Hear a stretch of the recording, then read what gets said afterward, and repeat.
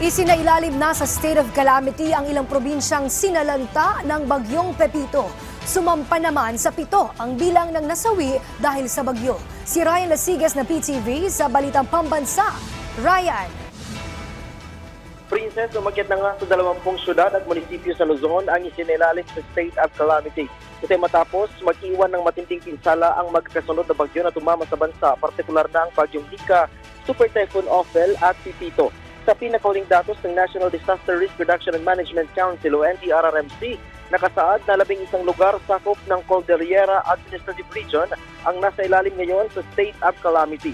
Sa Cagayan Valley, 8 lugar ang isinailalim na sa state of calamity dahil sa tindi ng epekto ng bagyo, habang isa naman mula sa Central Luzon.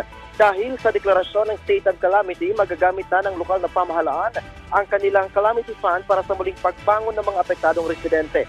7 na ang napaulat na nasawi dahil sa hagupit ng Super Typhoon Pepito matapos matabunan ng landslide ang isang bahay sa bayan ng Ampagdo, Nueva Vizcaya.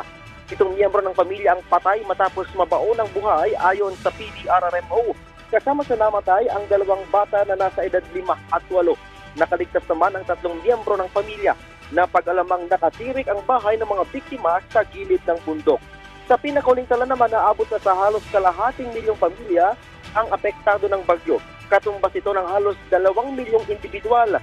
Tuloy-tuloy naman ang pamamahagi ng tulong ng pamahalaan. Katunayan, umaabot na sa halos 80 milyong piso ang humanitarian aid na naipapamahagi sa mga sinalanta ng bagyo. Yan ang munang pinakahuling update mula dito sa NDRRMC. Balik sa iyo, Princess. Maraming salamat, Ryan Lasigas.